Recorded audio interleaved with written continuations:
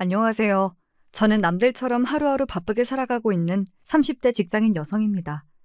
지금은 이혼하고 혼자 살고 있고요.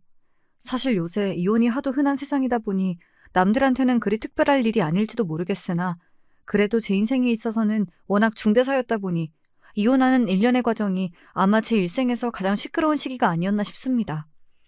알게 모르게 감정적으로도 에너지 소모가 컸고요. 이 채널은 그런 정신이 어지러웠던 시기에 저와 비슷한 처지를 겪으신 여러분들의 사연을 접하게 되며 알게 되었어요. 저뿐만 아니라 각자의 사정을 안고 사시는 분들이 참 많으셔서 사연을 들으며 마음의 위안을 많이 받았습니다. 사실 이혼이라는 게 어지간히 지저분한 꼴을 당하지 않는 이상 결심하기가 쉬운 일이 아니잖아요. 저 역시 마찬가지였습니다. 제 경우 직접적인 이혼 사유는 남편의 바람이었으나 남편의 바람 못지않게 제게 충격을 안겨준 사람은 바로 시어머니였죠. 남자가 살다 보면 실수도 한번 할 수 있고 그러는 거지. 그래도 같이 산 세월이 있는데 너 그렇게 매몰차게 구는 거 아니다. 우리도 잘못한 게 있으니 사과한다잖아. 아직 이혼 서류에 잉크도 안 말랐는데 마음 다시 돌려주는 게 그렇게나 어려울 일이니? 뻔뻔한 것도 정말 정도 것이지.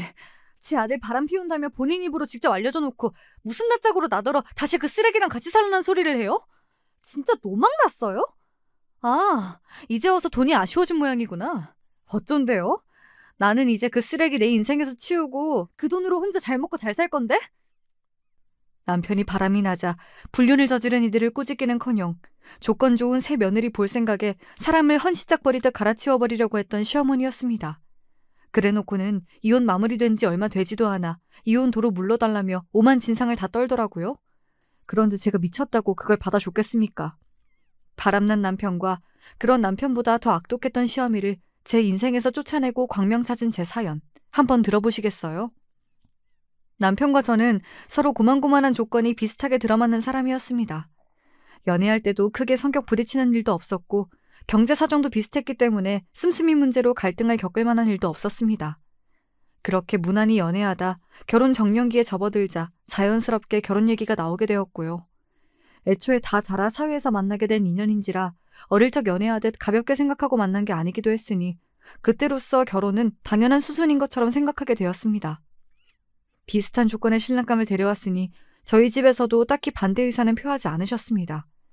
대부분의 어르신들이 생각하시는 것처럼 서로 비슷한 사람들끼리 만나야 잡음 없이 오래 잘 산다고 생각하시는 친정 부모님이셨으니까요.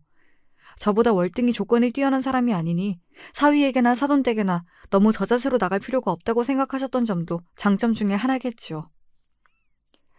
내가 지금까지 살아보니까 사람은 서로 부딪힐 일 없이 무난한 사람 만나는 게 제일이야. 나 가난한 집에서 시집 왔다고 네 할머니 돌아가실 때까지 나 구박했던 거 생각해봐라. 따지고 보면 자식이고 며느리고 당신한테 가장 잘한 게 나였는데도 항상 나만 제일 만만하게 생각했잖아. 그게 다 환경이 처지니까 제대로 대접을 못 받은 거야. 그래서 엄마는 말은 안 했어도 너 너무 잘난 사람한테 시집 가는 것도 좀 걱정됐을 거야. 한 서방 정도면 그렇게 처지는 것도 아니고 너랑 배운 거며 버는 것도 비슷하니 적어도 시집 가서 시댁에서 집안 때문에 무시당할 일은 없겠지. 자라면서 할머니가 저희 친정엄마한테 얼마나 혹독하게 시집살이를 시켰는지 똑똑히 지켜봤던 저였기에 엄마 말씀에 전적으로 동의했습니다. 애초에 처음 연애를 시작할 때부터 남편의 조건을 확인해봤던 것도 그런 이유에서였어요.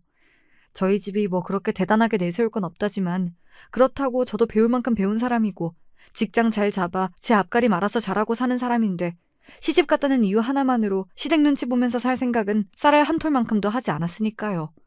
그렇게 살 바에야 내가 번 돈 나 혼자 써가며 소소하게 혼자 사는 게 훨씬 낫다고 생각했습니다. 저희 집에 인사를 드렸으니 다음은 시댁 차례가 되었지요. 저희 집은 부모님 두 분에 아직 결혼 안 한 남동생 하나가 식구의 전부라서 비교적 단촐한 자리였는데 남편도 형제는 남동생 하나뿐이지만 남동생이 결혼을 일찍 한 탓에 식구가 제법 되었습니다. 당시 남편의 남동생, 그러니까 시동생이 아직 30도 채 되지 않았는데 벌써 아이가 둘이었어요. 게다가 손아래 동서가 될 사람은 임신 중이었습니다. 벌써 셋째를 임신하고 있음에도 동서 얼굴에 어린 티가 나더라고요. 하여튼 요새 보기 드문 다둥이 가정이었죠. 처음 인사를 드리는 자리인데 사내 아이 둘이 이리 뛰고 저리 뛰고 정신이 하나도 없었습니다. 어지간하면 모든 가족분들에게 인사를 드리는 게 맞긴 한데 그래도 시댁에 첫인사 오는 자리에 시 조카들까지 몽땅 데리고 올 줄은 몰랐던 탓에 솔직히 좀 당황스러웠어요. 게다가 더 신경이 쓰이는 건 따로 있었습니다. 얘, 정신없다. 애들 좀 잘 챙기지 않고 뭐하고 있어? 예, 어머니. 아직 만삭은 아니었다고 해도 누가 봐도 임산부임을 알 수 있을 정도로 배가 부른 동서임에도 불구하고 주방에서 음식을 준비하다 동서가 불이 나게 달려나왔습니다. 거실에 시동생이 떡하니 앉아있는데 가만히 있는 애아빠한테는 아무 말도 안 하면서 임신한 며느리를 불러다 애보라고 시키는 거 좀 아니지 않나요? 솔직히 거기서부터 시어머니 인성이 확 보이더라고요. 솔직히 그게 남보기 좋은 꼴은 아니잖아요. 그리고 그런 생각이 저만 든 건 아니었는지 시아버지가 시어머니에게 눈치를 주었습니다. 시동생도 제 눈치를 슬쩍 보고는 엉덩이를 일으키더라고요. 결국 동서를 주방으로 들여보내고 시동생이 아이들을 방으로 데리고 들어갔습니다만 그것만으로도 평소 집안 분위기는 충분히 엿볼 수 있었어요. 무거운 몸으로 구슬땀을 흘리며 음식을 준비했을 동서에게는 미안한 말이지만 솔직히 그날 음식이 입으로 들어가는지 코로 들어가는지 모르겠더라고요. 고생하는 동서의 모습이 내 결혼 생활의 예고편을 보는 것은 아닐지 어떻게 걱정이 되지 않을 수가 있었겠어요. 본인 본가에서 나와서 내도록 표정이 굳어있는 저를 보고 남편이 제 눈치를 슬슬 살피더니 입을 떼었습니다. 자기, 아까 우리 엄마가 재수 씨한테 한 말 때문에 그래? 우리 엄마가 평소에 그런 사람이 아닌데 새 사람 들어오는 워낙 중요한 날이기도 해서 좀 예민하셨나 봐. 평소에 안 그러기는 무슨. 평소에 그러던 사람이라도 새 사람 만나는 자리에서는 자제할 텐데 자연스럽게 그런 행동이 나오는 걸 보면 절대 남편 말이 사실일 리 없었어요. 입을 꾹 다물고 생각을 정리 중이던 제가 드디어 입을 열었습니다. 나 시간이 좀 필요할 것 같아. 솔직히 나는 당신이랑 결혼하면 비슷한 사람끼리 같이 사는 거니 당연히 양가에서 우리 대하시는 것도 비슷할 거라고 생각했는데 오늘 보니 그럴 것 같지가 않아. 그리고 나는 나한테 동서한테 하듯이 대하면 절대로 참고 살 생각이 없어. 솔직히 오늘 어머님이 너무하셨던 건 맞잖아? 아직 어린 티도 못 벗은 동서가 배불러서 주방에 서 있는 거 보고 내가 얼마나 민망했는 줄 알아? 제 반응이 예상보다도 더 심각하자 남편도 펄쩍 뛰며 어떻게든 해명해보겠다고 용을 썼습니다. 절대 그럴 일 없어. 재수 씨는 그러니까 엄마 보기에 당신 눈에 너무 안 차는 며느리라서 더 그러시는 거야. 태훈이 제대하고 복학한 지 얼마 안 돼서 갓 고등학교 졸업한 재수 씨가 임신하는 바람에 어쩔 수 없이 결혼시킨 거거든. 사실 재수 씨 친정 환경이 그렇게 좋은 편이 아니야. 엄마 입장에서는 처가 형편도 안 좋은데 대학도 안 나온 아무것도 모르는 어린 여자애가 덜컥 임신을 해서 울며 겨자 먹기로 귀한 아들 보낸 건데 아무래도 재수 씨가 곱게 보이긴 어렵지 않겠어? 그래서 답지 않게 더 저러시는 거야. 당신이야 나랑 학벌도 비슷하고 회사 수준도 비슷하고 장인어른 장모님 모두 건재하신데 엄마 눈에 안 찰 게 뭐가 있겠어. 엄마도 당신 마음에 든다고 하셨어. 그러니까 그런 걱정은 전혀 할 필요 없어. 그러니까 자기 기준에 미달인 사람한테는 제멋대로 함부로 굴고 업신여기는 사람이라는 건 변함없었습니다. 넌 그런 사람이 아니니 걱정할 것 없다고 말하는 남편은 뭐가 문제인지도 모르는 게 틀림없었어요. 아무리 마음에 안 차는 사람이라도 한번 결혼 허락하고 가족이 되었으면 어찌되었든 잘 지내보려고 노력을 하는 게 맞는 거 아닙니까? 그런데 셋째를 임신할 때까지 마음의 앙금을 풀지 못하고 저리 못나게 구는 시어머니 자리가 영 마뜩치 않았어요. 제가 지금은 남편과 조건이 비슷하다지만 사람이 살다 보면 무슨 일을 겪게 될지 모르는데 그러다 저한테 안 좋은 일이라도 생기면 저한테도 저런 식으로 굴지는 않을까 의심스러웠죠. 하지만 남편이 행여나 제 마음에 걸리는 일이 생기더라도 자기가 중간에서 철통 방어하겠다며 다짐에 다짐을 거듭하는 바람에 안이하게도 그만 넘어가 버리고 말았어요. 시댁에 인사를 다녀오고 나서 제가 하는 말에 친정어머니 표정이 당연히 좋지 못했습니다. 고만고만한 신랑감 만나 딸내미가 무난하게 살 수 있겠다며 안심한 게 얼마 되지도 않았는데 시어머니 자리가 저리 고약하다고 하니 어찌 걱정이 안 되실 수가 있었겠습니까? 너 혹시나 너한테 말도 안 되는 걸로 트집 잡고 네 동서에게 하듯 너 잡으려고 들면 절대로 그거 받아주지 말고 그 길로 짐 싸서 친정으로 들어와. 나 시집살이 하던 시절도 아니고 요새 그런 거 참고 사는 며느리들 없어. 내가 너를 어떻게 키웠는데 겨우 시모한테 구박이나 받게 만들려고 그 고생한 거 아니니까 엄마 말 들어. 엄마는 걱정되는 마음에 하신 말씀이었겠지만 오히려 저는 저렇게나 엄마가 단호하게 제 편을 들어주시는 말씀을 해주시니 갑자기 걱정이 사라지는 것 같았어요. 그래요.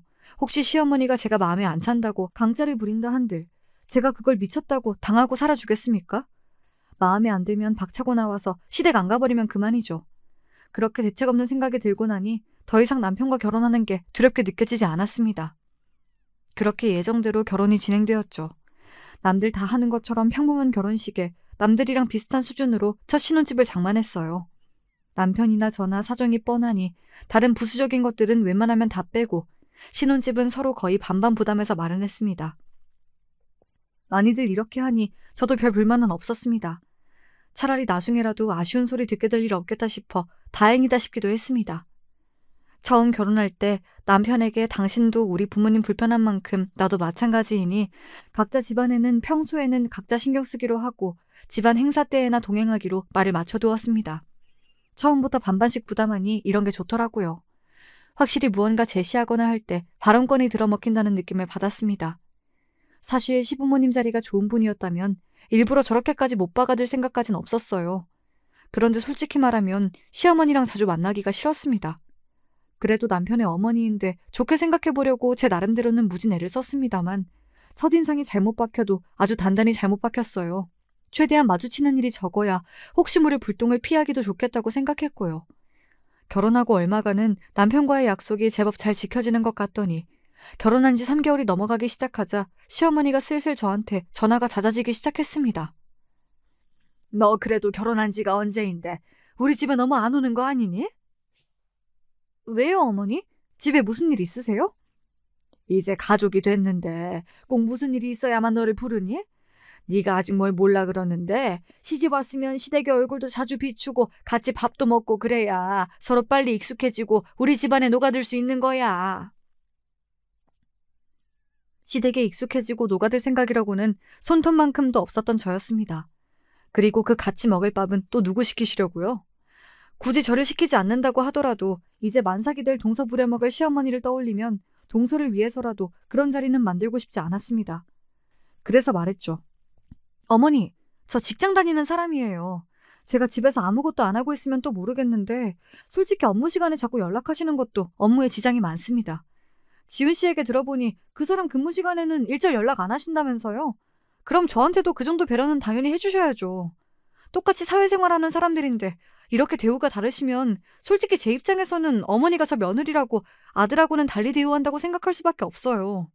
요즘 프로젝트 진행 중이라 계속 야근 중이라서 식사하러 가긴 어려울 것 같아요. 그러면 다른 요건 더 없으시면 이만 들어가 보겠습니다. 그렇게 통화를 마무리했습니다. 다소 매몰차게 들릴 순 있으나 한번 여지를 줬다가는 끝도 없을 것 같아 일부러 더 딱딱하게 얘기한 것도 있어요. 그리고 솔직히 열받지 않나요? 자기 아들 일할 땐 연락 안 하면서 저한테는 배려 없이 구는 건 말이에요. 하는 행동 하나하나가 저러니 정을 붙이려야 붙이기가 어려웠습니다. 시어머니에게 정이 가지 않는 만큼 반대로 동서한테는 측은지심이 많이 들었습니다. 아무래도 첫날의 잔상이 워낙 강하게 남아있기도 했고 시어머니한테 그 구박을 받으면서도 말대꾸 한 번 안 하고 그 무거운 몸을 이끌고 온갖 일을 묵묵히 하는 모습이 짠하지 않을 수가 없었거든요. 사실 시댁에는 잘 안 가도 동선에는 한 번씩 들러서 만난 것도 사다 주고 함께 담소도 여러 번 나눴습니다. 시동생이 무역회사 직원이라 거래처 근무 시간을 맞춘다고 밤 야근이 잦았거든요. 시어머니에게 영 정이 안 붙는 것도 좀 괜찮아질까 싶어지면 동서 입에서 쏟아지는 그간의 시어머니의 만행 탓에 도루묵이 되었습니다. 동서, 도대체 그동안 어떻게 참고 살았대? 나 같으면 뒤집어 엎어도 몇 번은 뒤집어 엎었을 텐데. 우리 동서 보살이야 진짜. 제가 가진 거 없이 그 사람한테 시집 온 건 사실이니까요. 저 첫째 가졌을 때 아이 지우라고 할까봐 진짜 무서웠거든요. 그런데 결혼시킨 것만 해도 어디예요. 그저 우리 애들 보고 참고 사는 거죠. 아무리 그래도 그렇지. 너보다 조건 좋은 애들 많았는데 내조 제대로 안 하면 갈아치우겠다니. 그게 사람이 돼서 할 소리야? 제 손자를 셋이나 낳아줬는데 고마워하지 못할 망정. 그래도 형님한테 털어놓으니까 속이 시원해요. 남편한테는 제 얼굴에 침 뱉기 같아 못하겠고 그렇다고 저희 엄마가 저한테 그렇게 애정이 있으신 편도 아니고 그래서 형님이 부러워요. 항상 당당하게 주눅들지 않고 할 말 다 하시잖아요. 저는 어머니한테 그렇게 말할 수 있으리라고는 생각도 못 해봤어요. 그러니 지금까지 그리 당하고 살았겠죠. 그리고 저 며느리 갈아치우겠다는 말은 진짜 선을 넘어도 세게 넘은 거 아닙니까? 누가 들으면 무슨 후궁 간택하는 데뷔마마라도 되는 줄 알겠어요. 그게 꼭 동서만 해당되는 말이겠어요? 제 성에 안 차는 날이 오게 되면 저라고 다르지 않을 거라고 생각하니 더더욱 시어머니에게 정이 떨어졌습니다. 시아버지 생신을 맞이해서 온 시댁 식구들이 오랜만에 시댁에 한데 모였습니다. 이제 정말 예정일이 얼마 남지 않은 동서가 또 시어머니 부름에 일찍부터 고생하고 있을까봐 일부러 동선이랑 같이 시댁으로 갔습니다. 아니나 다를까 일찍 와서 돕지 않았다며 시어머니 눈초리가 곱지 않았습니다. 남의 손자도 아니고 제 손자 가진 며느리한테 어쩌면 사람이 저럴까 싶어 고개가 절로 저어졌습니다. 동서 대신 음식할 생각은 추호도 없으셨던 모양인지 음식은 업체에서 주문한 맞춤 음식이었어요.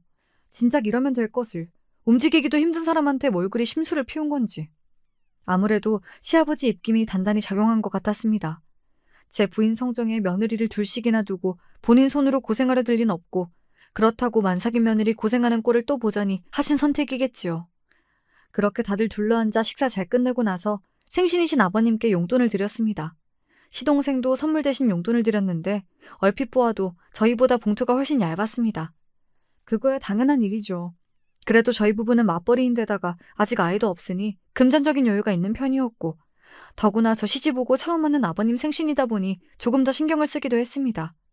시동생이야 본인 혼자 외벌이인데다 이제 곧 아이도 셋이나 되잖아요. 당연히 여유가 있는 저희가 더 드리는 게 맞다고 생각했어요. 아이고, 다들 너 있을 돈도 모자랐을 텐데 뭘 이리들 많이 넣었어. 다들 고맙다. 유용하게 잘 쓰도록 하마. 생일 축하드려요, 아버님. 건강하세요. 그렇게 훈훈하게 자리가 마무리되나 싶었습니다. 다들 슬슬 집으로 돌아가려고 일어나고 있는데 시어머니가 은근슬쩍 제 옆으로 와서 그러시더군요. 그래도 사람이 둘인데 봉투를 하나만 준비해올 건 또 뭐람? 생각지도 못하게 뻔뻔하고 염치 없는 소리에 순간 잘못 들었나 싶었습니다. 본인 딴에는 저한테만 들리라고 한 말인 것 같았는데 남편도 그걸 들은 모양인지 흠칫하더라고요. 제가 남편을 슬쩍 쳐다보니 저도 민망한 모양인지 슬그머니 제 시선을 피했습니다. 기가 차서 대꾸할 말도 마땅치 않아 그냥 못 들은 척하고 나가려는데 그걸 또 붙잡아다 타박하는 시어머니였습니다. 예, 너는 시어미가 말을 하는데도 들은 척도 안 하니? 자기도 모르게 흥분해서 소리가 커진 모양인지 이번엔 다른 시댁 식구들까지 시어머니에게 시선이 집중되었습니다. 아차 싶었던지 시어머니 얼굴이 붉게 달아오르더군요. 이왕 시선이 모이고 나니 차라리 잘됐다 싶었습니다. 아버님 생신이라고 저희 딴에는 정성껏 봉투를 준비한 건데 봉투를 하나만 준비해왔다는 말씀에 드릴 말씀이 없어서 그랬습니다. 그 말을 듣고야 다른 식구들도 무슨 말이 오간 건지 눈치를 챈 모양이었습니다. 이렇게 사람 속 뒤집는 말에는 그냥 눈치 없이 밀고 나가는 게 제일이죠. 그 말을 들은 시아버지께서 버럭 소리를 지르셨어요. 지금 그게 무슨 소리야? 당신 또 무슨 헛소리를 한 게야? 아니, 내가 무슨 소리를 했다고. 사람이 둘인데 봉투를 왜 하나만 준비했냐고 하셨잖아요. 아닌가요? 여기 이 사람도 같이 들었는데요? 남일이라도 된다는 듯이 슬쩍 빠져있던 남편까지 끌어들이자 시어머니가 더는 발뺌도 못하고 얼굴이 불그락 푸르락 달아올랐습니다. 그러게 감당도 못할 거면서 왜 자꾸 사람 긁는 소리를 하고 있습니까? 그리고 본인이 저한테 용돈 요구할 처지예요? 결혼하면서도 뭐 하나 도와주신 것 없으시면서? 반반 결혼하면서 양가 부모님께 손 안 벌리고 아쉬운 소리 듣지 말자고 생각해왔던 저입니다. 게다가 오늘 시아버지께 준비한 용돈도 액수가 꽤 컸어요. 적어도 시동생 봉투의 2배 이상은 되었을 겁니다. 거기다 본인은 오늘 생일도 아니잖아요? 제가 뭐 때문에 본인한테 용돈까지 상납해야 합니까? 어머니, 솔직히 어머니 하시는 말씀 듣고 황당했지만 오늘 좋은 날인데 분란 일으키고 싶지 않아서 그냥 조용히 들어가려고 한 거예요. 쓰실 데가 있으셔서 돈이 필요하신 거였다면 차라리 사정 말씀하시고 부탁하셨다면 좋으셨을 텐데요. 대뜸 사람이 둘인데 봉투를 하나만 가져오냐니요. 세상에 그런 말씀이 어디 있어요? 제가 어머니 지갑이에요? 어떻게 그렇게 며느리를 사채 빚받으려는 빚쟁이 취급을 하실 수가 있어요?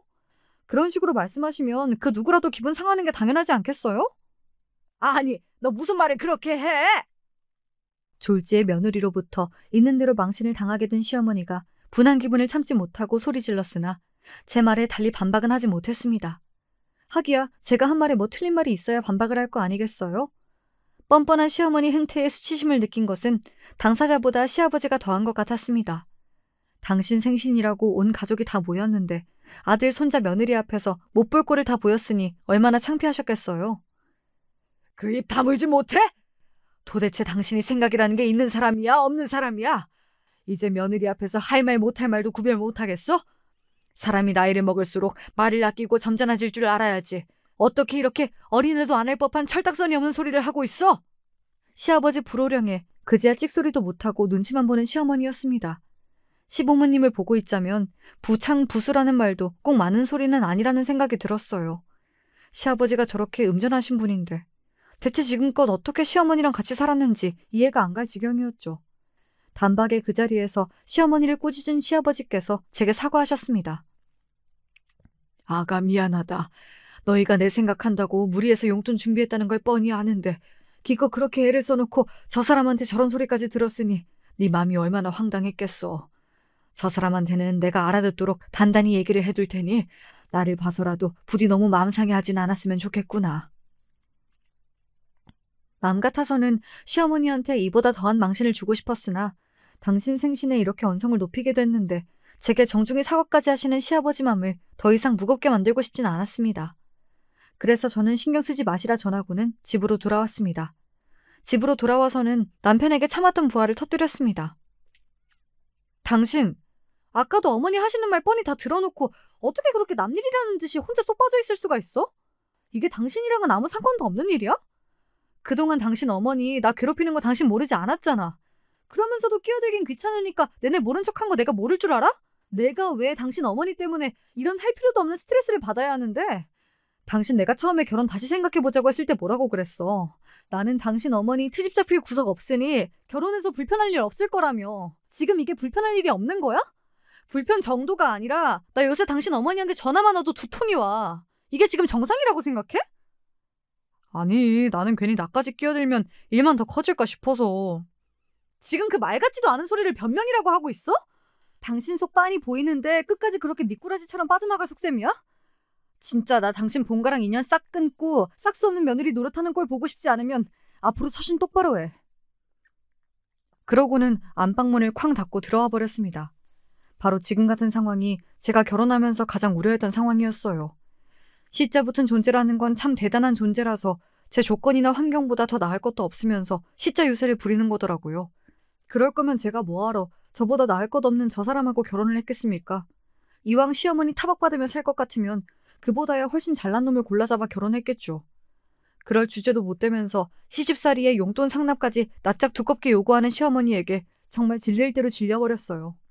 그러고 나서는 정말로 한동안 시댁의 발길을 뚝 끊어버렸습니다. 그 후로도 여러 번 사과하시는 시아버님 연락이야 당연히 받았지만 시어머니 전화는 받지도 않았어요.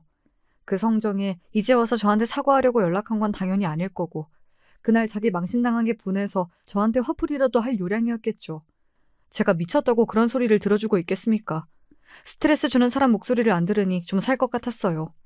주말에 간만에 친정에 들러서 친정엄마에게 시어머니 욕을 바가지로 하며 속에 있는 응어리를 풀었더니 그제야 기분이 풀렸습니다.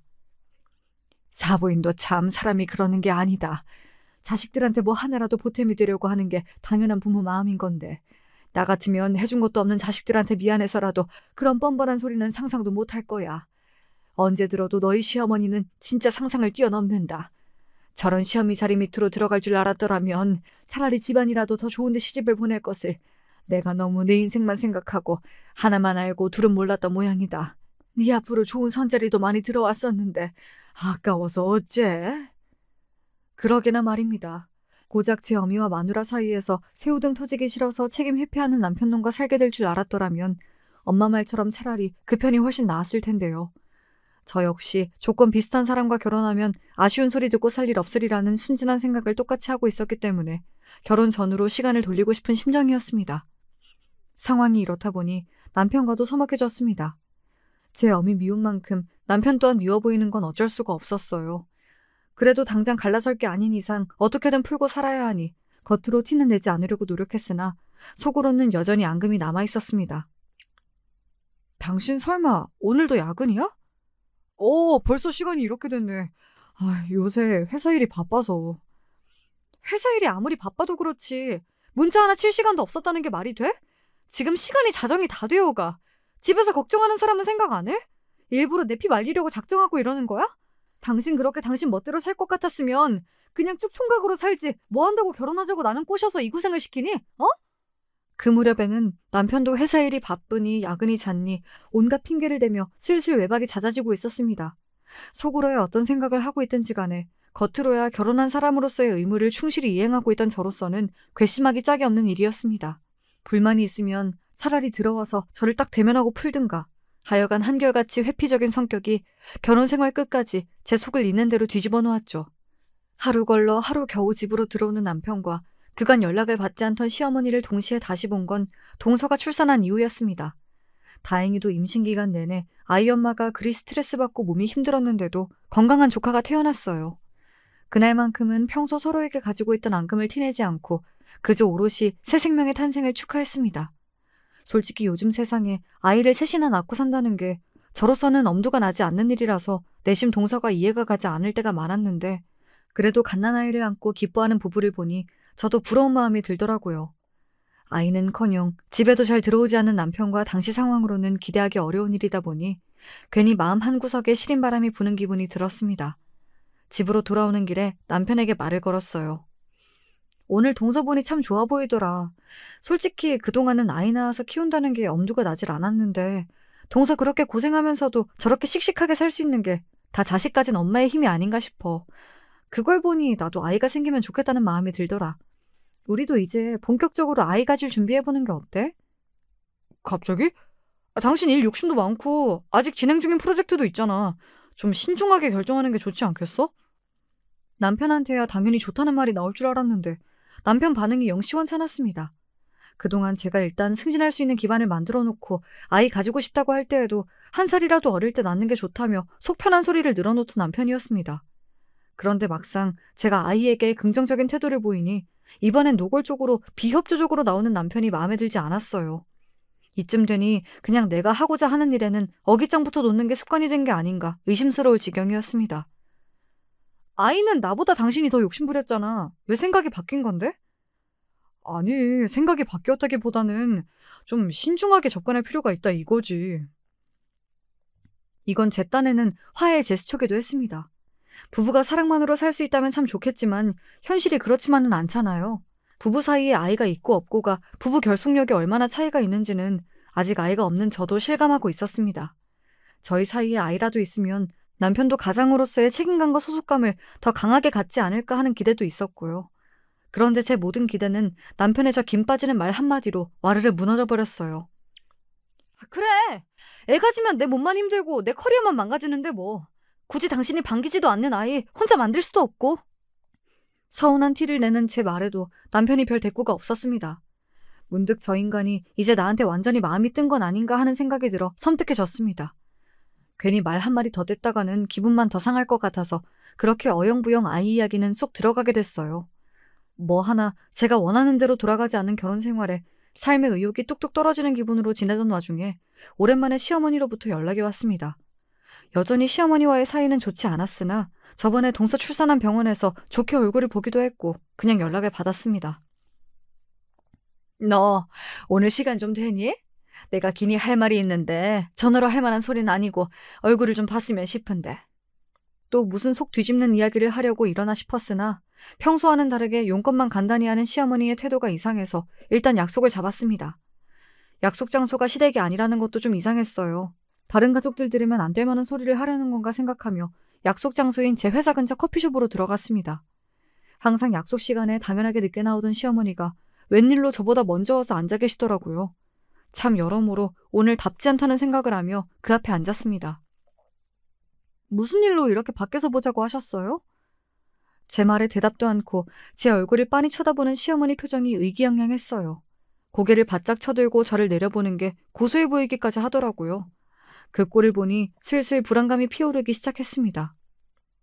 너, 네 남편 만나는 여자 있다는 건 알고 있니? 그 말에 제 얼굴이 확 굳어버렸습니다. 네, 솔직히 남편에게 여자가 있을 가능성을 아예 생각해보지 않은 건 아니었습니다. 최근 남편 태도가 수상쩍은 부분이 한두 가지가 아니지 않았습니까? 잦은 야근에 연락도 잘 안 되고 그렇게 아이 타령하던 남자가 먼저 아이 갖자는 말에도 미적지근한 태도를 보이는데 그런 의심을 안 하는 게 눈치가 없는 걸 테니까요.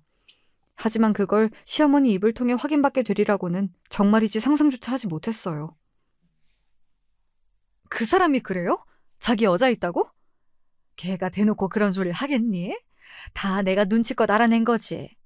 너는 여자가 돼가지고 그렇게 둔탱이처럼 구니까 남편이 밖으로 나더라도 눈치도 못 채는 거야. 가진 게 많은 것도 아니면서 여자가 사근사근하니 여우 같은 데가 있어야지 원.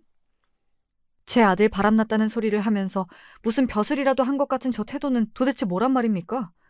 며느리한테 아들 바람났다고 자랑하듯 말하는 시어미 정신머리도 정상은 아니었으나 도대체 무슨 꿍꿍이로 저한테 저런 막말까지 하면서 막 나오는 건지 이해가 되질 않았어요.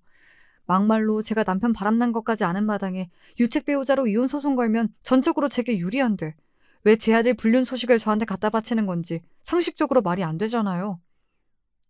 그래서 저한테 그걸 알려주시는 이유가 뭐예요? 설마 어머님이 저조차고 그런 소리 하실 양반도 아니고 대체 뭐 때문에 이러시는 건데요? 너, 내 아들이랑 이혼해라. 네? 황당해서 저도 모르게 되물었어요. 저랑 이혼했다간 재산 분할의 위자료에 당신 아들 무일푼으로 쪽박차게 생겼는데 오히려 이혼을 부추기다뇨? 어차피 마음 떴는데 같이 산다고 뭐가 바뀌겠니? 이렇게 된 거 너도 일찌감치 정리하고 새 인생 사는 게 낫지 않겠어? 이혼 소송이니 뭐니 지저분하게 길게 끌면 너나 지훈이나 정력만 소모하는 일이지. 깔끔하게 합의 이혼만 해주면 내가 위자료 명목으로 5억 원을 준비해 줄 테니 너는 그냥 도장만 찍으면 된다. 돈이라면 눈을 뒤집고 환장하는 양반이 5억 위자료를 해주겠다뇨? 그것도 제가 아무 말도 안 했는데 본인이 자진해서요. 내가 지금 제대로 듣고 있는 건가 싶을 정도였어요. 모르긴 해도 평소 시어머니라면 상상조차 할 수 없는 저런 파격적인 합의 이혼 조건을 내거는 데에는 분명 이유가 있을 거라고 생각했습니다. 당사자인 남편과 얘기도 안 해봤는데 이런 이야기를 하시는 게 너무 이상하네요. 도대체 이유가 뭐예요? 왜 그렇게까지 저희 이혼을 못 시키셔서 안달이신 건데요? 나도 능력 있는 며느리 밑에서 한번 떵떵거리며 살아보고 싶어 그런다. 너 내 아들이 지금 누구 만나는지 알아? 의사야 의사. 너처럼 달에 200 벌면서 있는 유세 없는 유세 다 떠는 그런 수준이랑은 비교도 안 되는 의사 선생님. 아, 이거였군요. 제 아들이랑 비슷한 수준의 저보다 훨씬 뜯어먹을 것 많아 보이는 불륜녀 배경에 시어미 눈깔이 돌아버린 거였습니다.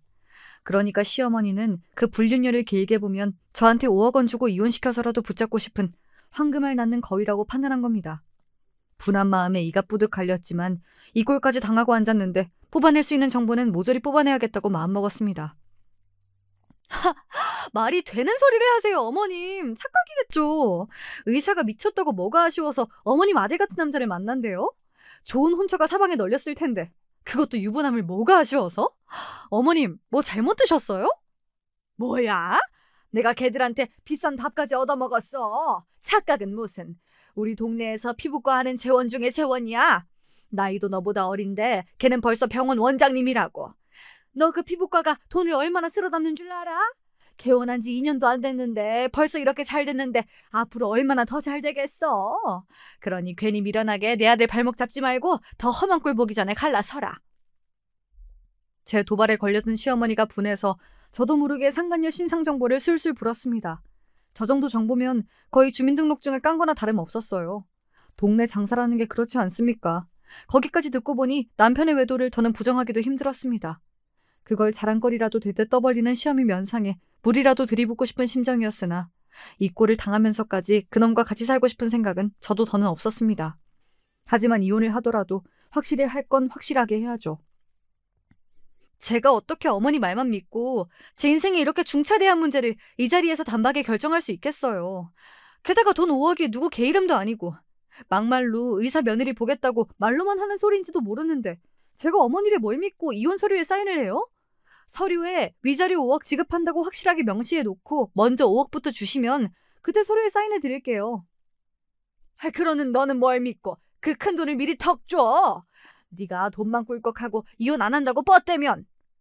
어머니 아들 뭐 그렇게 대단한 인간이라고 그렇게까지 해서 그놈한테 붙어 살겠어요. 지금 아쉬운 사람은 어머니예요. 제가 끝까지 이혼 안 해주면 의사 며느리는 구경도 못 해보실 텐데 괜찮으시겠어요? 시어미가 발끈했으나 본인이 아쉬운 입장이 맞으니 제게 더 대거리도 못하더라고요. 그날은 일단 그러고 일어났습니다. 저로서도 확인해야 할 게 한두 가지가 아니었습니다. 상간녀의 신상은 아주 손쉽게 알아낼 수 있었어요. 저도 오며 가며 자주 본 피부과였으니까요. 이 근처에서 가장 잘 되는 피부과였어요. 의사씩이나 되는 머리를 달고 어쩌다 불륜을 저질러도 뭐 하나 볼 것 없는 제 남편 같은 놈과 불륜을 저질렀는지 이해가 가지 않을 정도로 잘난 여자인 것만큼은 사실이었습니다. 도대체 그놈이 무슨 재주로 저런 여자랑 불륜을 한 건지 이해가 안 갈 정도로 말이죠. 여자를 지켜본 바로 그날 그 둘이 병원을 나서 사이좋게 남편 차에 올라타 모텔로 들어가는 것까지 블랙박스에 담을 수 있었습니다. 제 앞에서 요새 내내 똥 씹은 표정이던 남편 놈 입이 귀에 걸린 꼴을 보니 그대로 놈 입을 쭉 찢어버리고 싶은 살기가 올라왔으나 더는 저놈과 저놈 어미 때문에 추접스럽게 살고 싶지가 않았습니다. 며칠 지나지 않아 시어머니로부터 돈과 서류가 준비되었다며 연락이 왔습니다. 이혼 서류를 꾸미려면 분명히 남편 귀에도 소식이 들어갔을 텐데 끝까지 저는 저 뒤로 빠져있고 제 모습만 내세우는 머저리 같은 남편에게 더 떨어질 정도 없더라고요. 저는 제게 필요한 증거를 다 만들어 놓고는 남편 놈한테 메시지만 한 통 보내놨습니다. 네 놈 불륜하는 거 다 알고 있어. 네 어미가 직접 말하더라. 그리 바라던 대로 이혼해 줄 테니 짧고 깔끔하게 끝내자. 네 놈 면상 오래 보기도 역겨우니까. 통장에 5억이 찍힌 것을 확인하고서야 사인을 마친 이혼 서류를 퀵서비스로 시댁에 보냈습니다. 제가 회사 간 동안에 제 짐을 싹 뺀 모양인지 무슨 야반도주한 사람도 아니고 안방 옷장이 횡한 걸 보자 감당하기 어려울 만큼 허무함이 몰려들었습니다. 시험이 폭탄 선언을 들은 날부터 이혼 서류를 보낸 날까지 남편 낯짝은 구경도 못 해봤습니다. 그러고도 이혼이 가능하다는 게 기가 찼어요. 이렇게 끝날 것 같았으면 마지막으로 봤을 때 뺨이라도 한 대 쳐줄 걸 싶었습니다. 그래도 손에 쥔 게 아예 없는 건 아니었습니다. 도대체 무슨 재주로 마련한 건진 몰라도 이혼 소송을 걸었다 치더라도 결코 5억 원이나 되는 돈을 받아낼 순 없었을 테니까요. 잊고 싶은 기억이 가득한 이 집을 떠나더라도 훨씬 좋은 집에서 새 출발하기 차고 넘치는 돈이었습니다. 저는 그날로 바로 제 회사 근처의 아파트로 집을 보러 다녔습니다. 놈이 먼저 제 아내와 신혼집을 버리고 제 발로 나갔는데 저라고 이혼 서류에 사인하자마자 제 갈 길 찾는 게 뭐 잘못됐습니까? 일부러 심란한 마음에 신경을 조금이라도 돌리려고 몸이 지칠 때까지 하루 종일 집 구경을 다녔어요. 마음에 드는 집들을 보는 게 생각보다 기분 전환이 되어서 그렇게 마음을 다스려가며 합의 이혼 조정기일이 끝나기만을 기다렸습니다. 그 모자란 놈은 이혼이 마무리되는 날까지 제 어미 꼬랑지에 붙어왔더라고요. 세상에 뭐 저런 팔푼이가 다 있나 싶었습니다. 저도 저지만 저런 놈한테 붙은 여자 꼴도 우습게 느껴졌습니다. 뭐 이젠 제 할 바 아니죠. 제 대신 그 집안 며느리로 살게 될 그 여자가 신경 써야 할 일이니까요. 그 여자가 저 반푼이를 정말로 받아줬을 때의 이야기지만 말입니다. 이혼이 완전히 끝나 법원을 나서는 길에야 놈이 비척비척 멍청한 걸음으로 제 곁으로 다가왔습니다. 저 일이 이렇게 돼서 나도 미안하게 생각해. 건강하게 잘 살아. 끝까지 면상 못 보나 싶었는데 그래도 이혼하는 날에는 기어 나왔구나. 난 니놈 잘 살란 소리 못하겠다. 두 번 다시 내 앞에 나타나지 마. 그렇게 전 남편과 전 시어머니를 한 번씩 쏘아보고는 서둘러 그 자리를 떠났습니다. 더는 그것들 낯짝을 보고 싶지 않기도 했으나 그날 저는 할 일이 아주 많았거든요. 먼저 가계약을 걸어둔 새 아파트 잔금을 치렀어요. 이사 날짜도 확정지었습니다. 그제야 정말로 새 출발을 하는 실감이 나더라고요. 그리고 마지막으로 새 출발을 완벽하게 마무리 지을 일도 그날 바로 끝냈습니다. 이혼 절차가 모두 끝난 바로 다음 날 새벽부터 저희 집 문을 미친 듯이 쿵쿵 두드리는 소리에 잠에서 깨어났습니다. 생각보다 소식이 빨리 전해진 모양이라고 생각하며 천천히 일어났습니다. 이미 모두 제 계산에 들어있는 일이었으므로 전혀 당황하지 않았습니다. 예상했던 것처럼 인터폰에 비친 얼굴은 전 남편과 전 시어머니였어요. 문 열어! 너 당장 이 문 못 열어? 대기 뭐라고 내가 문을 열어줘요? 추태 부리지 말고 사람 불러 끌려가기 전에 곱게 돌아가세요. 우리 얘기 잘 된 거 아니었어? 이제 와서 왜 그래? 내가 너랑 합의 이혼하기로 얘기한 거지. 너랑 바람난년 상간녀 소송 안 하겠다는 합의는 한 적 없잖아? 당연히 내가 찾아먹을 권리 찾아먹은 건데 이놈이 무슨 상관이야? 네, 저는 그간 모은 남편과 그 여자의 불륜 증거를 가지고 상간녀 소송을 준비해뒀습니다. 처음부터 이혼 주정 끝나자마자 소송을 시작할 생각이었기에 전날 참으로 분주했더랬습니다. 동시에 증거가 된 사진을 상간녀의 남편에게도 한 부씩 정성껏 출력해 보내주었지요. 조사하다 보니 그 여자도 유부녀더라고요. 남편이 변호사던데 참 간도 크게 불륜을 저질렀더라고요. 내가 너보다 잘난 며느리 본다니 그렇게 배가 아프던? 끝까지 나랑 내 아들의 앞길을 막아? 이 악독한 것. 내가 아무리 악독해봤자 돈에 눈 벌게 져서 불륜한 아들놈 두둔한 댁만 하겠어? 왜요? 그 여자가 저 모자란 남자랑은 못 살겠대요? 이렇게 어깃장 놓을 거였으면 내가 준 5억이나 도로 토해내. 먼저 돈 준다고 한 게 누군데 돈을 내달래? 그거 내 돈이에요. 불륜 저지른 놈 온 동네방네 망신 안 주고 곱게 이혼해준 것만으로도 고마워해야 할 판에 내가 미쳤다고 그 돈을 돌려줘? 내가 그 돈 갖고 니들 없는 데서 천년만년 잘 먹고 잘 살 테니 남의 집 앞에서 추대 부리지 말고 썩 꺼져. 지들이 지금 전에 생각도 않고 분통을 터뜨리는 모자꼴이 우스웠습니다. 곧바로 경비실에 연락했더니 경호 인력이 올라오더라고요. 나오라고 고래고래 소리를 지르는 전 시어미와 멍청하게 제 어미 뒤에 있던 전 남편 놈이 경호 인력에게 질질 끌려 쫓겨났습니다. 그러고 며칠 있다가 상간녀 남편으로부터 감사 인사를 받았어요. 상간녀 남편은 제가 보낸 증거자료를 보고서야 제 아내의 불륜 사실을 알게 되었다고 합니다. 그날로 바로 이혼 전담팀을 꾸려 상간녀에게 이혼 소송을 걸었고요. 불륜까지 저지른 주제에 이혼 안 하겠다고 상간녀가 길길이 날뛰는 바람에 난리도 아니었다고 합니다. 그쪽에서 증거 보내주지 않으셨더라면 멍청하게 마누라 바람 피운 줄도 모르고 살 뻔했습니다. 다 들켜놓고도 죽어도 이혼 못해준다며 오만추태를 다 부리는데 정남이가 뚝 떨어지더라고요. 지은 죄가 있는데 아주 처절하게 되갚아줄 테니 그건 걱정하지 않으셔도 됩니다. 가뜩이나 잘난 여자라 제가 분풀이 해봤자 성에 찰까 싶었던 차에 제 대신 변호사 남편이 아주 오래도록 상간녀를 괴롭게 만들어줄 테니 저로서도 잘된 일이었습니다. 그러니까 애초부터 그 여자한테 이혼하고 제 전남편과 살 생각 같은 건 코딱지만큼도 없었다는 거겠죠. 하기야 잘나가는 변호사 남편 두고 별 볼 일 없는 남자와 재혼을 왜 하겠어요. 그런 놈을 불륜 상대로 택한 건 미스터리지만요. 그러니까 제 며느리 될 생각조차 없는 여자를 두고 전 시어머니가 김칫국을 제대로 마신 셈입니다. 덕분에 저만 논았죠.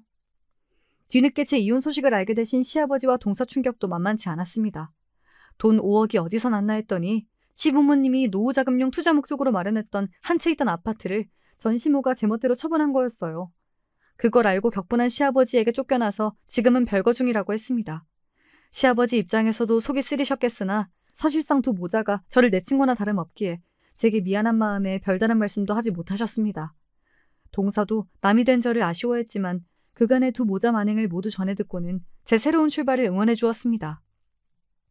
의사 며느리 뜯어먹으며 호강할 줄 알았던 꿈이 깨지자 저한테 준 5억이 아까워 미칠 지경이었는지 제 새 집까지 쫓아온 전 시어미가 제 아들을 다시 제게 떠넘기려 했으나 씨알도 안 먹힐 일이었죠.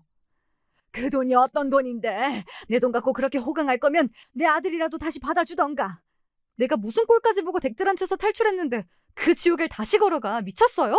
이거 이제 내 돈이야. 난 이 돈으로 새 집에서 잘 먹고 잘 살 테니 댁은 모자란 당신 아들놈이랑 지질이 궁상맞게 살아요. 노후자금 5억을 쏠락 날리고 남편에게 버림받고 제 감정 쓰레기통으로 쓸 며느리도 잃고 애초에 언감생심이었던 의사 며느리까지 날려먹은 전시목골을 보니 통쾌하더라고요. 그렇게 제 구질구질한 결혼 생활은 막을 내렸습니다. 더러운 걸 적잖이 봤으나 위자료 5억이면 나름대로 성공적인 이혼이었다고 생각해요. 제 정신 괴롭게 만들 인간들도 사라지고 금전적으로도 풍요로워지니 삶의 질이야 당연히 지금이 월등히 낫고요. 지금은 싱글 만세를 외치며 살고 있습니다. 진상 전시모와 전남편 제대로 벗겨먹은 제 이혼 이야기는 여기까지예요.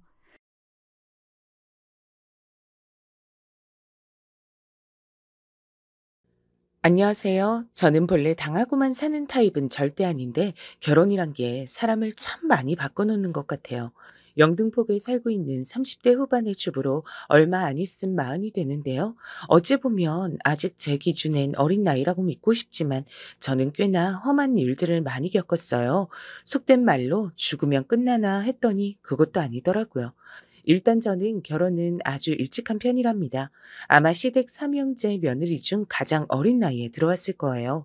제 남편은 삼남매 중 장남이었고요. 요즘 세상에 이게 다 뭔 문제인가 싶지만 저희 시댁은 아니더라고요. 어머니는 결혼한 지 얼마나 됐다고 초반부터 날썩에 말씀하셨어요. 아니 근데 넌 어떻게 된 게 뭐 하는 애냐? 결혼을 했으면 일찍 일찍 애를 낳아야지. 아, 저희 아직 신혼인데요, 어머니. 신혼은 무슨 얼어 죽을. 결혼을 했으면 빨리빨리들 애들 낳고 먹고 살 걱정들을 해야지. 무슨 놈의 신혼이야. 누가 그런 걸 만들었대? 자꾸 이런 분위기로 흘러가니 저도 뭐라 더 말할 수가 없었어요. 어머니 기는 엄청 세신 편이었고 본인도 늦게 아들들을 얻은 거라 자부심이 장난 아니었거든요. 세상 잘 만나서 그렇게 넋들을 놓고 사나 보다들. 내가 네 나이 땐 애고 자시고 아들 못 낳는다고 그렇게 구박을 당했어. 나이 30이 넘어가지고 네 신랑 본 거라고. 네, 어머니 엄청 고생 많으셨겠네요. 그럴 게 아니라 얼른 떡두꺼비 같은 손줄 나와서 데려와야 될 거 아니냐, 어? 어머니, 그만하세요. 그런 건 우리가 알아서 하니까. 일단 장가라도 갔으니까 어머니는 한시름 놓은 거 아니야. 나 말고 저 녀석들도 아직 장가들을 안 갔는데 왜 이렇게 들볶는 거예요? 남편은 보다 못해 제 편을 들어주긴 했습니다만 이 사람은 아주 어머니 앞에 착한 아들이었어요. 장남이라 온갖 착한 역할은 다 하고 그냥 효자 그 자체였다고나 할까요? 그걸 아셨는지 어머니는 저한테 그렇게 몰래 몰래 전화를 하셨어요. 네 남편처럼 착한 사람 없어. 어디 가서 저런 신랑을 얻냐. 우리 승은이 같은 애 진짜 없다니까. 네, 어머니, 저도 잘 알고 있어요. 너 어디냐? 나 지금 낮에 국수 먹은 거 얹혀서 아주 아파. 너가 집에 와서 좀 챙겨라. 저, 어머니, 국비 지원카드 받아서 뭐 배우러 왔거든요. 저도 얼마 안 있으면 일해야 돼서 학원 다니면서 공부해야 돼요. 아이고, 애는 안 낳고? 세상에. 진짜 어쩜 너는 이렇게 지멋대로냐? 저기, 저희 다 때 되면 날 거예요. 너무 걱정 안 하셔도 돼요, 어머니. 어머니는 연세가 있으시기도 하지만 되게 고지식한 성격이셨고 큰 며느리인 저한테 바라는 게 너무 많으셨어요. 하지만 저도 한 고집하는지라 마냥 다 받아들이진 않았답니다. 그러던 차에 저에게 동서가 하나둘 생기기 시작했어요. 어머니로선 평소 안 그래도 절 마음에 안 들어 하셨는데 동서 앞에서 제 험담을 하시더군요. 아이고, 이제 좀 내가 며느리가 있는 것 같다.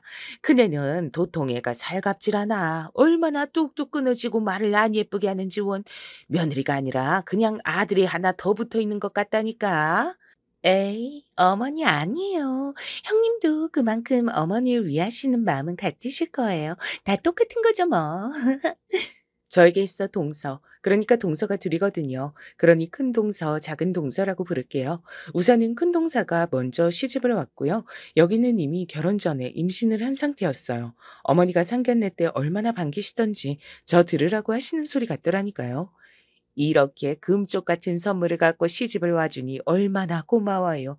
글쎄, 내가 우리 큰며느리는 아기가 한참을 안 생겨서 걱정했잖아. 아참, 지금도 애가 없어요. 애가 안 들어선다니까. 저는 이때 얼굴이 너무 시뻘개져서 그냥 모든 치부가 다 공개되어 밖에 내걸린 사람처럼 민망해졌어요.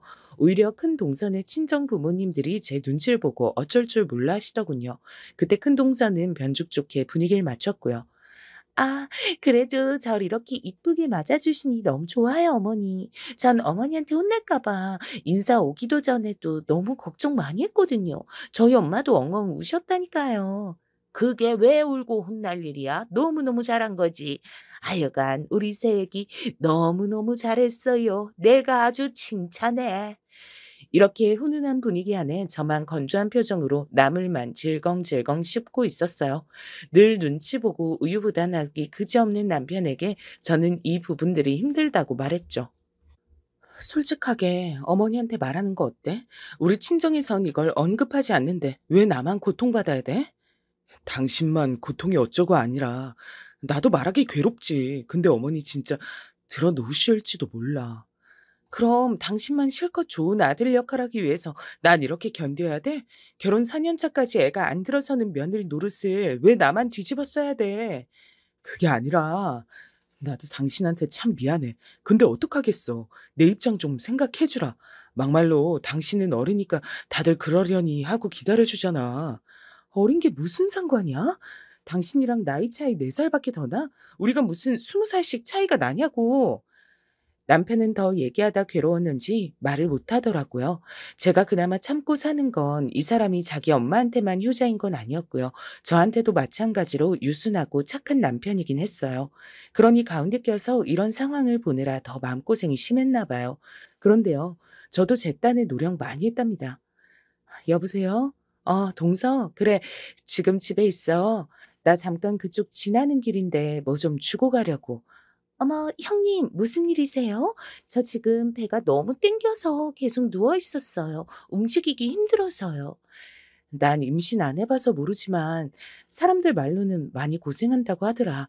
그래서 좀 편하게 먹을 것들 갖고 왔어. 누룽지탕이랑 김치 좀 갖고 왔는데 한 10분 뒤에 들러도 돼? 어머, 그럼요, 그럼요. 너무 감사해요, 형님. 저는 어머니와 사이는 좋지 않았어도 최대한 제가 할 수 있는 노릇은 다 하고 싶었어요. 그래서 동서도 신경 써주려고 노력했던 거고요. 그러다가 출산일이 다가왔는데 어머니는 절 더 구박하시는 거예요. 그네 네가 좀 도와줘야 되는 거 아니냐? 쟤 애 낳고 한동안 집에 못 온다더라. 지 친정 들어가 있다는데 그럼 난 우리 손주 못 보잖아. 그러지 말고 네가 둘째네 들락날락거리면서 좀 봐줘라. 그럼 나도 수시로 갈 수 있잖아. 그건 동서랑 협의가 되셔야죠, 어머니. 저만 무작정 왔다 갔다 할 순 없어요. 그리고 저도 일 있어서 안 될 것 같아요. 아휴, 넌 언제쯤 내 뜻대로 맞춰주고 살래? 맨날 그렇게 네 멋대로 하고 싶은 거 다 하고 살 거냐? 저는 어머니랑 말을 길게 섞으면 끝엔 결국 화가 나버리니까 꼭 그 자리를 피했답니다. 그러지 않고서 참아낼 수가 없었어요. 그렇게 동서는 출산을 했고 실제로 1년 가까이 친정에 있는 사이 막내 서방님도 드디어 결혼을 하게 됐어요. 어머니로선 연이어 경사가 아닐 수 없었답니다. 아이고, 우리 막둥이도 드디어 장가를 가네. 다들 어쩜 이렇게 이뻐 죽겠냐? 우리 새로 들어온 셋째 며느리도 너무 이쁘다. 내가 아주 복이 많어. 근데 저랑 말이 그나마 통했던 큰 동서가 없는 사이 막내 동서가 들어왔는데 저랑 나이 차이가 조금 있었거든요. 그래서인지 몰라도 엄청 안 맞았어요. 안녕하세요, 형님. 제가 오늘 여기서 해야 될 게 뭘까요? 응?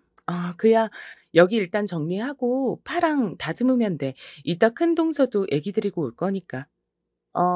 칼은 어디 있는데요? 저기 부엌 카부장 열어보면 있을 거야. 금방 찾아올 수 있을 텐데. 잘 안 보이는데요. 어디 있는데요? 형님이 좀 같이 찾아주세요. 이러니 저도 답답하기 짝이 없었고 묘하게 둘이 안 맞는 성격이었어요. 여기도 썩 친절한 성격은 아니어서 어머니한테 은근히 따뜻하게 굴더라고요. 어머니, 저 허리 디스크 있어서 너무 아파요. 저 계속 서 있으면 다리부터 다 마비 오는데 소파에 좀 앉아 쉴게요. 어? 그래. 그럼 일단 거기 앉아 있어라. 젊은 애가 그렇게 약해서 쓰나. 디스크인데요? 저 수술까지 했었어요. 잘 못 걸을 정도인데 조심해야죠. 막내 동서는 이제 막 20대 중반이라지만 그런 것 치고도 하고 싶은 대로 다 말을 하더군요. 이땐 외려 어머니가 좀 불쌍해 보일 뻔했어요. 그런데 출산한 큰 동서가 다시 여기에 합류하고 난 뒤 모든 그림들이 달라지기 시작했답니다. 이상하게 아기를 낳더니 뭔가 많이 바뀐 모양이에요. 어머, 형님, 오랜만이에요. 그동안 잘 지내셨죠? 저 애기 돌 될 때까지 돌보는데 진짜 죽겠어요. 낳기 전으로 돌아가고 싶다니까요. 에이, 마음에도 없는 소리 하지 마. 아기 낳아서 얼마나 좋아. 아니에요. 전 형님이 진짜 부러워요. 저도 애 없이 그냥 남편이랑 나이 들었으면 좋을 텐데. 이런 말을 계속 어머니가 이 부근에 없을 때만 슬쩍 뱉고 빠지는 큰 동서가 좀 얄미웠어요. 그런데 나중에 애가 엄청 울어대는데 갑자기 저를 부르는 거예요. 형님, 애기 한번 안아보고 싶으셨죠? 우리 민우 좀 한번 안아주세요. 제 이미 손 타버려서 어른이 안아줘야만 잠을 자거든요. 한 번만 좀 안아주세요. 제가 여기 정리할게요.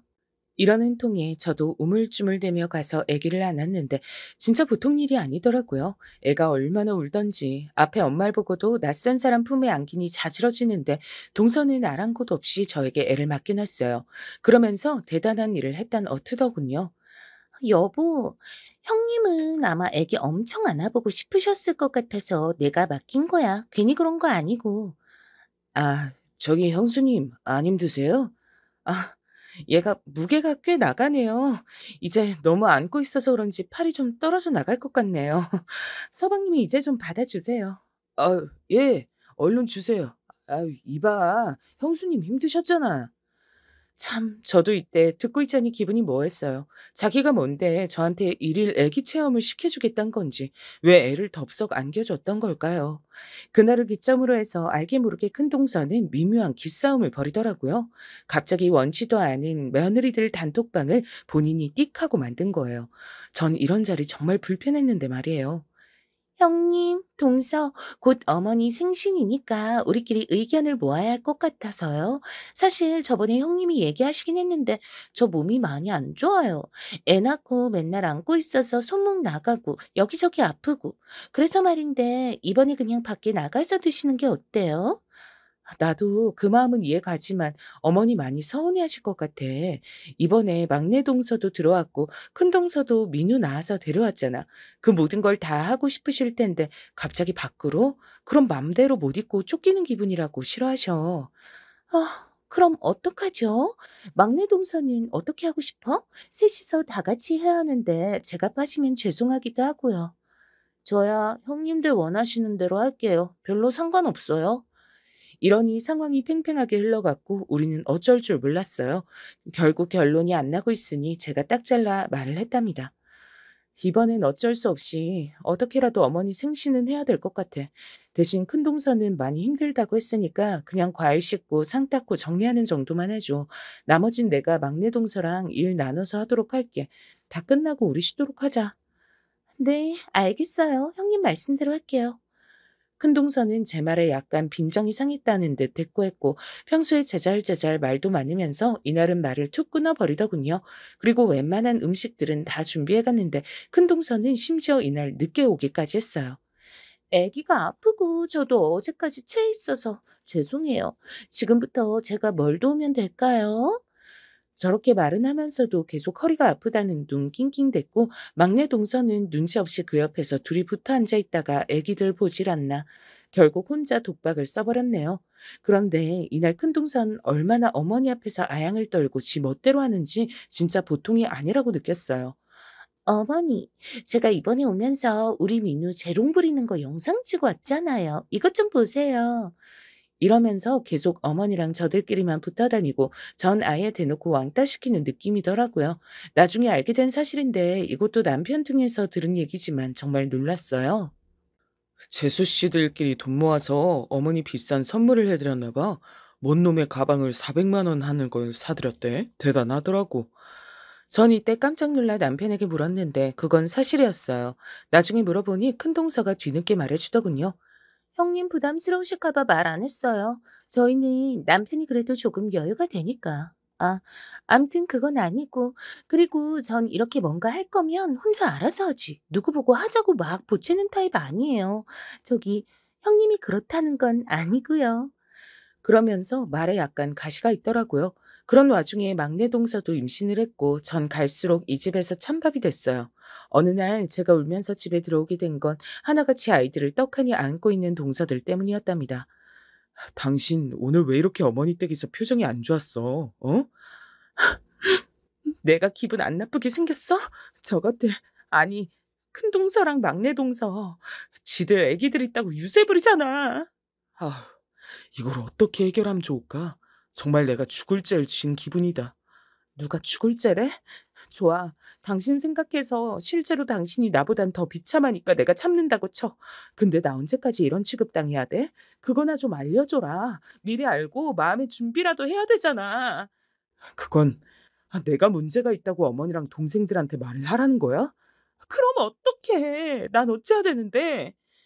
이러니 둘 다 할 말을 잃게 됐어요. 저라고 임신이 잘 되는 케이스는 아닌 듯 했으나 남편이 정말 거의 무정자증 수준으로 상태가 나빴거든요. 저도 몇 년간인 남편을 안타깝게 여겼으나 동서들한테도 무시당하는 입장이 되니 못 참겠는 거예요. 저랑 아예 척을 저버린 큰동서는 시댁 모임에서 어머니에게 이렇게 말했거든요. 맨날 이렇게들 모여서 아들 손주 며느리 얼굴 다 보니까 너무 좋다 정말. 그러게요, 어머니. 뭐니 뭐니 해도 결국 손주 안겨드린 게 진짜 효도 아니겠어요? 우리 어머니가 그렇게 욕심이 많으신 것도 아니고 꼭 손주 아니고 손녀여도 되는데 말이에요. 이런 말을 저도 있는 자리에서 굳이 한다는 건 싸움을 거는 거잖아요. 아이의 어머니는 이 말에 동의하시면서 면박을 주셨죠. 아휴, 그러게 말이다. 그래도 니들이 엄청 효도하는 거야. 그럼 효도하는 거지. 몇 년을 할머니 소리 못 듣다가 니들이 이렇게 번갈아 가며 낳아주니 너무 좋다 정말. 그날 큰 동서랑 작은 동서는 연달아서 약속 시간보다 40분 넘게 늦게 왔고요. 심지어 과일 봉지들만 달랑달랑 지들 애기 먹일 것만 간신히 챙겨서 왔어요. 근데도 어머니는 아무 말도 안 하시는 거예요. 저한테만 하녀 마냥 시키셨어요. 예, 뭐하니? 얼른 가서 네 동서들 맞아줘라. 짐이 저렇게 한가득이다. 네가 손이 비었으니까 가서 얼른들 도와라. 그러면서 자꾸 동서들의 잡일을 저한테로 미루셨어요. 아예 등까지 찰싹 쳐대가면서 시키시니까 너무 싫더라고요. 결국 남편이 참다 못해 이날 밤 자기 엄마한테만 전화해서 힘겹게 말을 했어요. 진짜 웃긴 게 뭔지 아세요? 어머니는 이후로 타박하시는 말들이 아주 쏙 들어갔답니다. 어쩔 수 없지 않니? 쟤도 뭔 사정이 있겠지 뭐. 남자들 나이 들면 다 힘든 거야. 둘째, 셋째 다들 어릴 때 장가들을 갔으니 괜찮지. 막상 본인 아들 문제라고 하니까 완전 감싸고 모른 척 하시더군요. 그러면서도 저한테 전화하셔서 이렇게 말씀하셨어요. 저기, 네 남편 몸이 좀 그렇다고 해도 너 절대 눈치 주고 주눅 들게 하면 안 된다. 남자는 아주 생명이 달린 거랑 똑같은 거야. 여자가 자꾸 무시하고 불같이 화내면 엉망이 되는 거라고. 그런 어머니도 생전에 아버님을 그렇게 쥐잡듯 잡고 사셨다니 본인 아들이 당하는 건 싫으셨나 봐요. 저는 그 말 맞다나 이 부분이 회수된 이후 남편과는 정말 조금도 싸울 일이 없었어요. 그런데 말이에요. 안 그래도 비실비실하고 건강이 안 좋고 늘 간이 안 좋아 보인다는 말을 들었던 남편은요. 건강검진을 미루고 미루다 갑작스런 빈혈로 쓰러지고 난 뒤 회사에서 응급실까지 실려가게 됐어요. 이게 무슨 일이야? 쓰러졌다니. 어디 부딪힌 거 아니고? 저도, 저도 가봐야 알아요, 어머니. 일단 병원으로 오세요. 그렇게 택시로 내달려서 도착한 병원에서 남편은 몸이 너무 힘들어서 어쩔 줄 몰라 하더군요. 얼굴도 수척해지고 멀쩡히 밥 먹고 나갔던 사람을 병원에서 맞이하니 이상한 기분이었어요. 어머니는 이 순간도 제 탓을 했고 동서들도 동정 섞인 빈정을 저에게 보냈답니다. 이것들을 사람이라고 볼 수 있을까요? 아주버님 많이 편찮으셔서 어떡해요? 매번 그렇게 힘들게 일하시더니 너무 지치시겠다. 우리 남편도 아주버님 몸 약한 타입이라고 옆에서 잘 챙겨줘야 한다고 하더라고요. 그러게 말이다. 같이 사는 사람이 잘 챙겨줘야 되는데 원. 결국 이들은 다 저에게 손가락질을 하고 싶어 했고요. 그렇게 누굴 탓하고 있을 때가 아닌데 이것들이 여유를 부리고 있다가 결국 한 사람을 그렇게 하늘에 보내게 됐답니다. 우리 남편은 정말 거짓말처럼 아직도 저는 그렇게 시간이 지났는데도 잘 못 받아들이고 있는데요. 아무튼 어느 날 정말 거짓말처럼 제 옆을 떠났어요. 전 장례 때 정말 미친 여자처럼 어머니랑 싸웠답니다. 제 안에 그렇게 울화가 가득 차 있는지 처음 알았어요. 뭐요? 제가 뭘 못해서 잘못해요? 저 때문에 자식을 못 봤다고요? 어머니 다 알고 계시면서 그 사람이 원인인 거 알면서 그러시는 거예요? 그게 아니 너는 지금 그걸 이 자리에서 할 말이라고 하냐? 그럼 뭐요? 저는 뭐 마음이 편한 줄 아세요? 대체 어머니 아들이 몇 년을 저랑 지낸 줄 아세요? 어머니 못지않게 저도 슬퍼요. 꼭 이런 자리에서 아쉬운 걸 다 저한테 뒤집어 씌우셔야겠어요? 어머, 형님, 그만하세요. 어머니 속상하신데. 동서가 면대 끼어들어 지금. 나보다 제정신이 아닐 수가 있어? 빠져. 어머, 형님 무서우시다. 저는 완전히 이들 사이에 껴서는 어정쩡한 원망과 조롱을 받고 정말 죽을 맛이었어요. 아들도 병으로 보내놓고 왜 며느린 저까지 더 피를 말려서 보내려고 드는 걸까요? 그러곤 전 얼마 뒤에 돌아와 남편과 살던 짐들을 조용히 정리했죠. 어머니는 이때 장례식에서 저랑 뒤엉켜 싸우셨던 게 내심 양심에 찔리긴 하셨나 보더군요. 뒤늦게 이렇게 연락이 왔어요. 집은 그대로 내두고 살아라. 가끔 가서 우리 아들 지내던 흔적이란 볼란다. 너 없어지면 그 집까지 없어질까 싫다. 아들 못 만날까 무섭다. 도통 무슨 말인지 밑도 끝도 없이 이해가 하나도 안 되는 내용이었지만 제가 받아들이기엔 어머니가 나름 애둘러 사과를 하고 있다고 느껴졌어요. 왜냐면 남편이 통원 치료를 할 무렵엔 절 원망하셨거든요. 새끼도 못 보고 저렇게 젊은 나이에 몸져 누울 줄 누가 알았다니. 어떻게 그런 것까지 네 아비를 쏙 닮았냐? 그래도 네 아비인 자식이라도 줄줄 보고 갔지. 어쩜 새끼 복도 없고 처복도 없고. 지금 저 얘기하시는 거죠, 어머니? 어떻게 본인 아들도 문제 있는 거 아니 됐어요. 다 둘째 치고 좋아요. 그럼 저희가 애가 있었으면 그렇게 어머니 뒤치다꺼리 할 수 있었을까요, 평소에? 동서들은 애들 있다고 이 핑계 대고 저 핑계 대고 허구한 날 못 왔잖아요. 아니 이게 진짜 지 남편 병상에서 저러고 있는데 바득바득 따질 일이냐? 형님, 저도 옆에서 듣고 있기 거북하네요. 저희가 핑계를 대다니요. 동서는 더 이상 나대지 말고 가만히 있어. 듣기 싫으니까. 우리는 점점 험악한 상태까지 갔었고 그러다 장례 치르고 어머니는 결국 한풀 꺾이신 거예요. 그래서 제가 예의상 시댁 단톡방에도 조용히 머무르고 있었는데요. 그걸 알고 있는 동서들은 좀이 쑤셔서 미치겠나 봐요. 우리 셋이 나란히 모인 단톡방을 또 만든 거 있죠? 진짜 그놈의 단톡방 다 없애버리고 싶어요. 형님, 저희 이번에 애기 데리고 어머니 댁 가려고 하는데 같이 가실래요? 혼자 계시기 적적하시잖아요. 난 괜찮으니까 신경 쓰지 말고 일 봐. 형님, 얼마나 힘드시겠어요. 저희랑 맛있는 거 먹으러 가요. 제가 무슨 남편이랑 잠깐 떨어져서 어디 유학 가 있는 사람도 아니고 큰 일을 겪었는데 아무렇지 않게 말을 하더라고요. 일단은 지켜봤는데 이것들 머리 굴러가는 소리가 다 저에게 들릴 정도였어요. 그 와중에 저한테 또 뭔가 일을 넘길 생각들을 하고 앉았더라고요. 어머니도 많이 힘드신 것 같아서 다 같이 식사라도 하고 얼굴 보면 조금 나아질 것 같아서요, 형님. 그러면서 음식 메뉴를 뭘 정하고 만들고 얘기를 하고 앉았길래 전 딱 잘라 말했어요. 그리고 본격적으로 아주 큰 싸움이 됐답니다. 있잖아, 동서들. 내 입장이 뭔지 생각을 못하는 것 같아서 어머니 입장만 생각해야 되는 거야, 지금? 나 남편 보낸 지 얼마 되지도 않았어. 내 감정 추스리기도 힘들어. 이런 말을 내가 해야 돼? 형님, 저랑 막내 동생은 형님도 생각해서 이렇게 한 거예요. 지금 집에 혼자서 지내고 계시니까 힘드실 것 같아서. 그러지 말고 여럿이 있는 곳으로 나오시게 하려고요. 이게 잘못이에요? 그렇게까지 날 생각해주고 진심인 사람이 지금 그렇게 나한테 따박따박 따지고 있어? 동서가 내 입장이면 서방님이랑 사별한 지 얼마나 됐다고 내가 모임하자고 하면 순순히 나올래? 형님, 뭔가 오해가 있으신 것 같은데요. 왜? 불리하니까 갑자기 오해라 그래? 내가 지금 여기서 어머니 드실 메뉴 정하고 뭘 만들어 갈지 고르고 앉아있게 생겼어?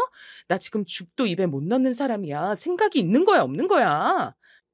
저기 형님들 왜 이러세요? 저기 너무 흥분하신 것 같아요. 점점 분위기는 험악해졌고 저는 말을 하다 보니까 더 화가 나더라고요. 그리고 못 참겠어서 어머니한테 연락을 했어요. 어머니, 죄송한데요. 지금 많이 힘드신 시기인 거 압니다만 저도 이 사람 보내고 말짱한 정신은 아니에요. 그래서 말인데 한동안 어머니 댁에서 모임이 있다든지 동서들과 만나야 하는 스케줄은 피하고 싶어요. 뭐? 아니 또 뭔 일이 있었길래 그러냐? 근데 너는 진짜 머리 아프게 왜 그래? 나를 왜 이렇게 괴롭히냐고? 제가 어머니를 어떻게 괴롭혔다고 이러세요? 동서들과의 관계가 불편하다고요. 어머니는 이해가 안 되시겠지만 아들 잃은 어머니도 힘드시지만 남편 잃은 저도 괴롭다고요. 제가 지금 남편들 끼고 나오는 동서들 사이에서 우리 남편 형제들이랑 다 같이 어울려서 하하호 웃고 떠들게 생겼어요? 왜 그러는데? 둘째랑 뭔 일 생겼냐? 걔야 뭐 잘해보려 그랬겠지. 그러지 말고 네가 윗사람이니까 먼저 손 내밀어라. 저는 여기서 한계점에 부딪혔고 아주 극심하게 깊은 한숨을 토해내게 됐어요. 어머니, 거두절미하고 이제 그만할게요. 어머니가 그렇게 좋게 보시는 둘째 며느리가 맏며느리 역할 톡톡히 하고 있잖아요. 어머니 아들도 이제 제 곁에 없는데 저를 좀 놔주세요. 뭐? 예, 너는 네 남편 보낸 지 무슨 십수년은 됐냐? 그게 지금 네 시애미한테 할 말이야? 저는 통화를 이어가는 것만으로 머리가 지끈거려 모든 걸 다 관둬버렸어요. 저도 숨이 붙어있는 사람으로서 좀 살아야 되잖아요. 동서들의 농간에 더는 놀아나기 싫어서 그나마 시댁 단톡방에는 붙어 있었어요. 근데 이것들이 진짜 계속 이죽거리면서 어머니 모시고 저만 빼고 다 같이 여행을 갔던 사진들을 정말 3박 4일 내내 시끄럽게 계속 올리더라고요. 저는 이때 고민이 돼서 제 오랜 친구에게 문의를 했고요. 친구는 과감하게 조언을 해줬죠. 네가 잘못했네. 왜 그 방에 아직도 있어? 그냥 나와버려. 내 잘못 맞지? 나도 그렇게 생각해. 남편도 이렇게 먼저 보냈는데 이러고 있으면 안 되지. 시댁 식구들이랑 엮여서 좋을 게 뭐가 있어? 며느리의 큰 형님 역할 계속하면서 살 거 아니잖아.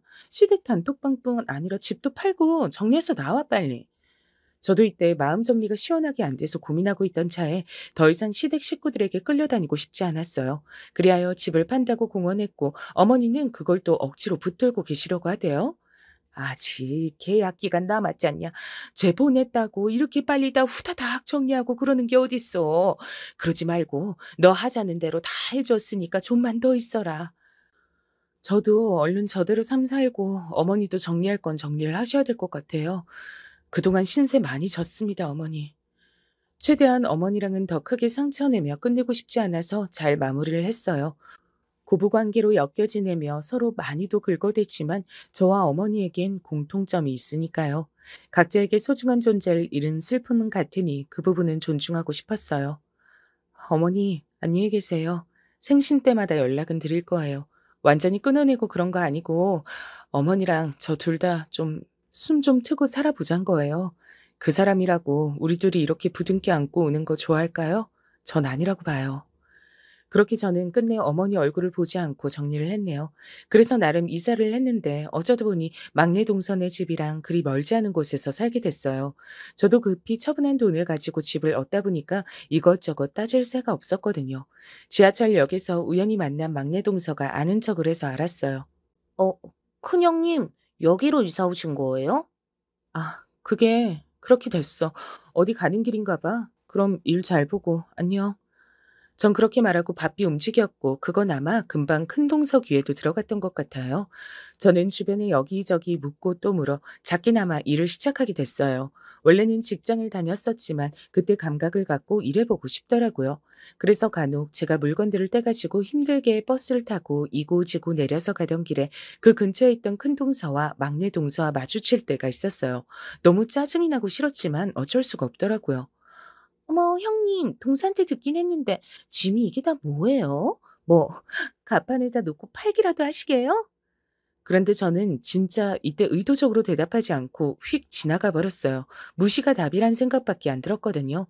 이때 거의 한 달 전이 어머니 생신이었는데 그래도 저는 어머니 편에 용돈을 입금해드렸답니다. 그렇게 저보고 잠깐만 들리라는데 절대 가지 않았죠. 근데 사는 곳이 이 부근이다 보니 계속 오며 가며 동서들을 마주치긴 해야겠고 아이러니하게도 저는 다른 면으로 나름의 성공을 갈망하게 됐어요. 그 무렵 지인으로부터 소개를 받아서 저 혼자 하긴 힘들고 약간 동업하는 형태로 일을 하게 됐는데요. 저 이때 정말 살벌한 경험을 했답니다. 함께 일하는 지인의 남편이란 작자가 갑자기 나타나서 저를 엄청 윽박질렀거든요.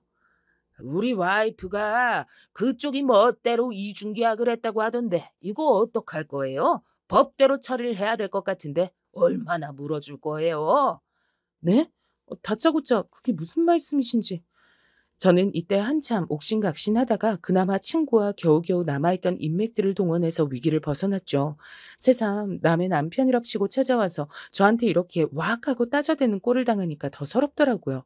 그런데 저도 어디서 그런 힘이 나왔는진 모르겠는데 험한 일을 당할 때마다 곧바로 제 자신에게 물을 주었어요. 험한 일들 계속 생기는 거 보니까 맷집이 어지간히 커져서 큰일을 하게 되나 보다. 그냥 그러고 사는 수밖에 없어. 숨이 붙어있는 한은. 이런 말들을 중얼거리며 나름 제 자신을 격려해가며 일했어요. 이때 아주 세게 데인 일로 인해 절대 동업은 하지 않았고 적어도 일부분에 있어선 쉽게 남을 신뢰하지 않았답니다. 그리하여 저는 인터넷 계정을 통해 독립적으로 물건들을 팔기 시작했고요. 중간에 없는 돈 다 동원해서 관련된 강의도 들으러 다니고 나름 제가 하는 이 작은 사업에 대해 컨설팅도 받았어요. 솔직히 자랑은 아니지만 전 친정도 경제적으로 여유가 없거든요. 기댈 데 없는 몸이라 더 악착같이 일했고 챙길 식구가 없으니 시간을 제가 쓰려는 대로 사용할 수 있었죠. 그리고 몇 년쯤 지났을까요? 차차 자리 잡혀가던 중 제가 제일 빨리 했던 일은 이사 가는 일이었어요. 조금씩 수익이 나고 현실을 정면으로 돌파하다 보니 제 가장 큰 꿈은 이사가 됐답니다. 옆에서 친구도 엄청 격려해줬어요. 너 진짜 대단하다. 외려 남편이 없을 때보다 더 열심히 살고 잘 나가는 것 같아. 그땐 너 그냥 살던 아파트에 쭉 붙어 있었잖아. 일할 생각도 크게 없었고. 그러게 말이야. 남편이랑 살 때 이렇게 더 힘을 내볼 걸 그랬나 후회가 되기도 해. 난 괜히 겁이 많아서 결혼도 안 하고 이 나이 먹었지만 그래도 네가 참 멋져. 무슨 일이 있어도 다 어떻게든 극복하고 일어나는 것 같아서. 친구가 이렇게 절 과대평가하고 칭찬해 준 건 제가 사업체를 바로 잡아갈 쯤 청약도 하고 많은 것들을 공격적으로 했거든요. 뭘 하건 간에 소위 흐름을 타는 시기가 있다고 하던데 제가 딱 그런 상황이었어요. 그래서 저는 정말 쥐도 새도 모르게 이사를 갔고 원하는 지역의 청약을 여전히 넣어둔 상태로 아주 열심히 개미처럼 일했답니다. 살도 열심히 뺐고 다이어트 관련된 식품부터 옷이랑 요리하는 제품들까지 전 정말 많은 것들을 판매했어요. 하다 보니 수완도 늘어서 거래처들도 많이 들고 저란 사람을 믿고 판매해주는 사람들도 있었고요. 근데 사람 일이라는 게 참 재밌더라고요. 이 와중에 제가 판매하는 물품에 관심을 기웃거리는 이들 중 큰 동서와 막내 동서가 슬쩍 보였어요. 이들은 서로 그 인터넷 게시판 안에서 나름 자기네들 사생활을 공개해놓고 사는 것들이라 한눈에 판별이 됐답니다. 하지만 저는 자세한 제 신상은 숨기고 판매를 하고 있었기 때문에 이것들이 저의 정체를 파악할 수는 없었죠. 그러면서 큰 동서가 써대는 글들을 보니까 진짜 가관도 아니더라고요. 참, 여기서 큰 동서가 지칭하는 1등 주부라는 말은 인터넷상에서 활동하는 제 별명이에요. 어머, 어머, 1등 주부님. 이번에 판매해주신 거 정말 요긴하게 잘 샀어요. 남편이 저보고 애 둘 낳고 살쪘다고 구박하고 본인도 돼지같이 팍팍 쪄가지고서 엄청 싸웠거든요. 1등 주부님, 왠지 마스크 벗으시면 외모도 엄청 이쁘실 것 같아요. 몸매도 부럽고요. 저한테 엄청 아부하듯이 글을 쓴 거예요. 정말 한심하기 짝이 없더군요. 써드는 그 글들을 확인하면서 큰 동서의 현재 모습을 건너 건너 사진으로 봤는데 확실히 저랑 마지막으로 봤을 때보다 10kg은 더 쪄 보였어요. 이들은 제 근황을 모르지만 전 몰래 이렇게 체크하면서 지냈죠. 그리고 나름 어머니랑은 연락을 조금씩 하면서 지냈는데 어머니가 이번엔 간만에 제발 오라고 사정을 하시더라고요. 내가 나이 먹을 만큼 먹었다지만 암만 그래도 사는 낙이 없어도 너무 없다. 자식을 보냈으니 내가 뭐가 그렇게 재밌고 맛있겠어. 이번 생일은 딱 한 번만 그냥 눈 딱 감고 모르는 척 와주면 안 되냐? 그래야 내가 우리 장남 기척이라도 느껴보고 좀 위로가 될 것 같다. 어머니, 제가 간간히 용돈 보내드리고 연락도 이렇게 드리잖아요. 거기 동서들도 다 있는데 제가 어떻게 가요? 저는 새삼 그들을 마주하려니 좀 싫어져서 저도 모르게 절레절레 고개를 저으며 전화기 너머에 말을 건넸어요. 그런데 어머니가 이번에 꽤 강경하셨고 평소에 좋아하지도 않던 노인네지만 약간 걱정이 됐죠. 내가 이제 기억이 가물가물해. 헛것도 본다 가끔. 그리고 밤에 잠을 못 자. 약을 먹어도 못 자고 밤새 그렇게 몸이 가려워 시종일관 긁어대. 왜 그런지 도저히 이유를 모르겠다. 그냥 화병도 있는 것 같아. 그렇게 눈물이 난다.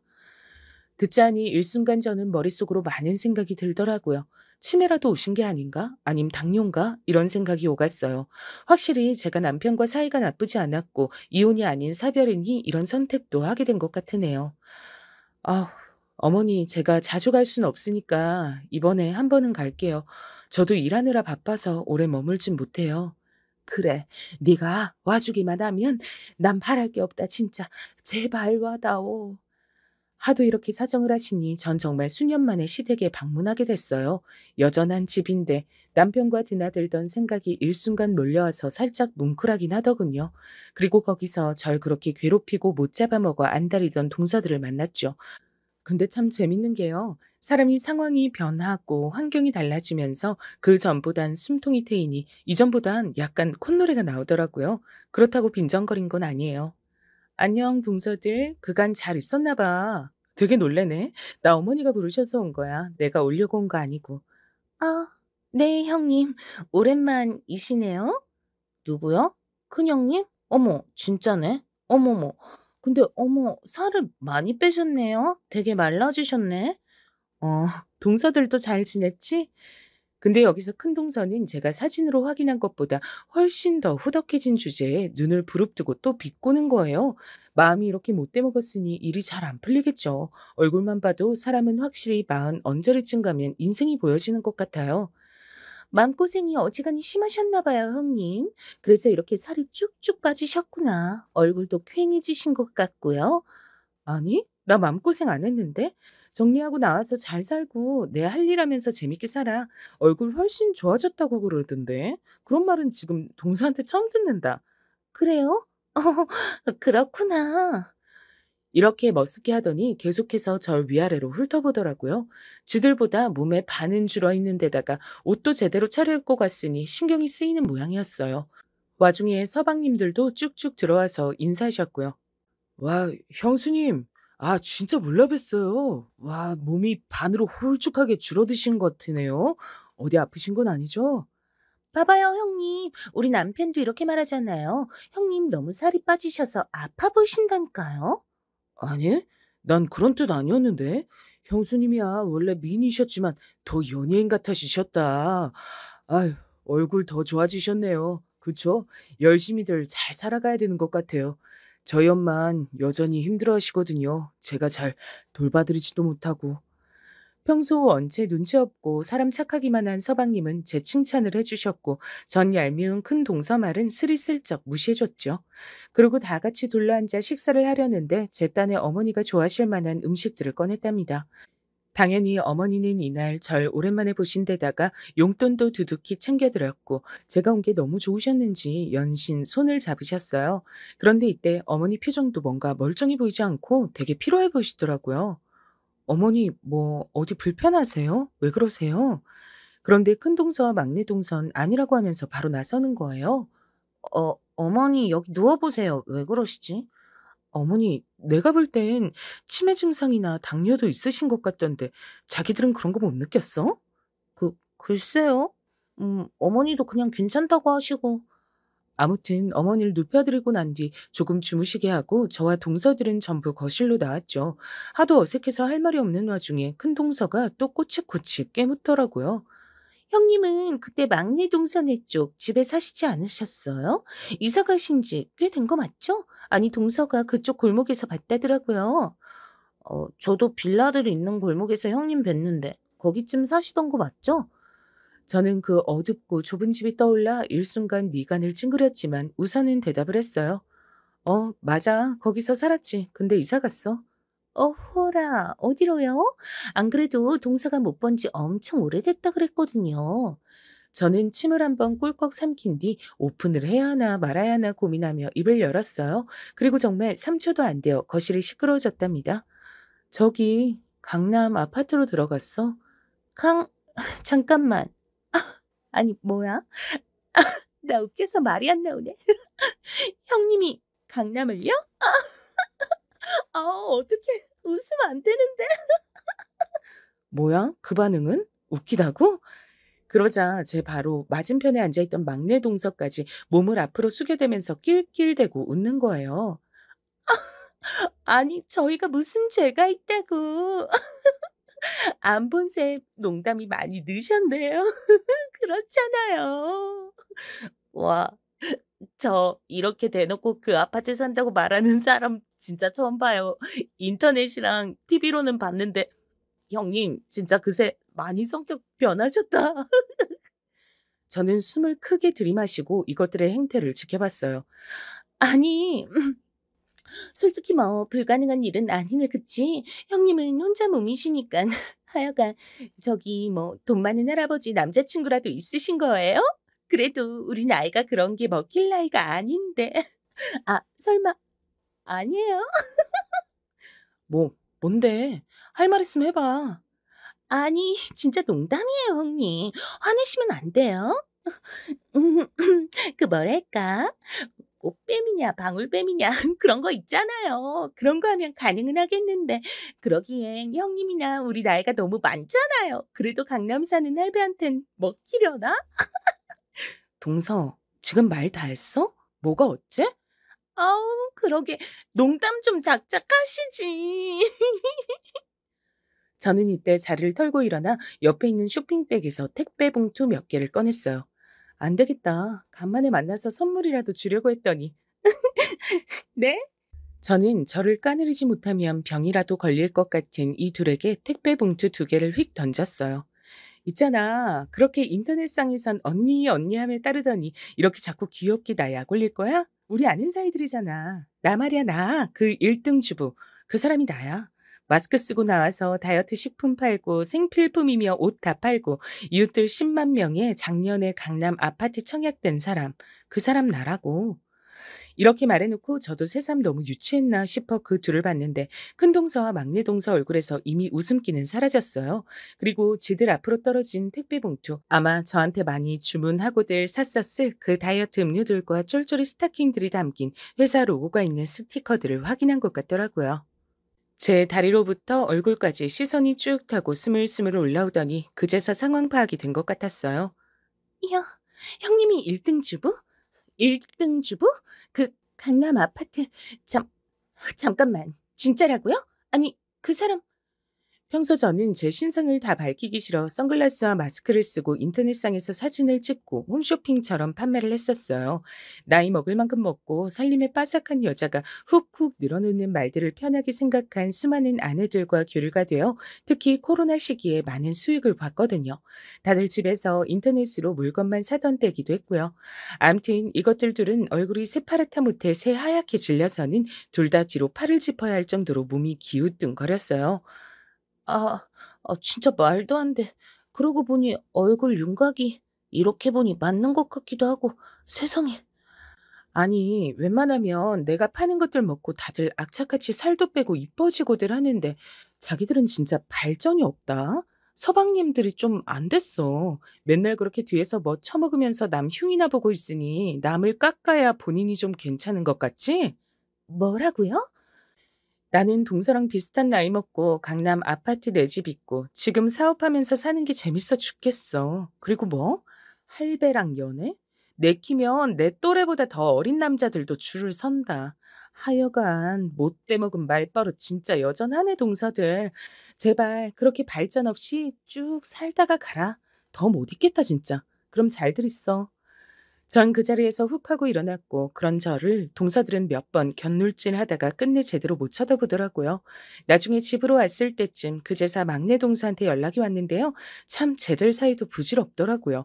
욕만 하면서 뭉쳐다닌 여자들의 인간관계란 정말 쓰레기만도 못한 것 같아요. 이 형님, 저기 잘 들어가셨나요? 다름이 아니라 아까 인사를 너무 제대로 못 드린 것 같아요. 이번에 큰형님이 그 말로만 듣던 1등 주부님이시라니 너무 멋져요. 전 절대로 큰형님을 약 올리거나 조롱하려던 게 아니에요. 혹시 괜찮으시면 따로 봬도 될까요? 대충 이런 식의 문자가 와서 전 웃기지도 않아서 그걸 곧장 복사해서 큰동서에게 보냈죠. 아마 지들끼리 쥐잡듯 전쟁이 일어나지 않았을까 싶네요. 남편이랑 사별하고 혼자 된 저를 그 전부터도 긁어대고 이후에도 골려대더니 저 잘된 거 보고 눈이 시뻘개지고 한쪽은 또 다른 한쪽 배신하고 저한테 붙는 게 너무 웃긴 것 같아요. 이후로 저는 완연히 시댁의 발길을 끊었고 어머니의 근황은 서방님 통해서만 가끔 듣고 있을 뿐입니다. 제가 아무리 경제적으로 제법 쌓아올려 살만해졌다지만 인생은 아직도 쉴 만한 조그만 자리를 내주질 않네요. 이런 성공이 있으면 저런 고민도 있는 거겠죠. 그래도 열심히 살아볼랍니다. 이 글을 쓰면서야 비로소 제 자신을 조금은 칭찬해주게 되네요. 너무 고생 많았고 잘 살아왔다 내 자신아. 앞으로도 이렇게만 가자. 그럼 모두들 건강하세요. 감사합니다.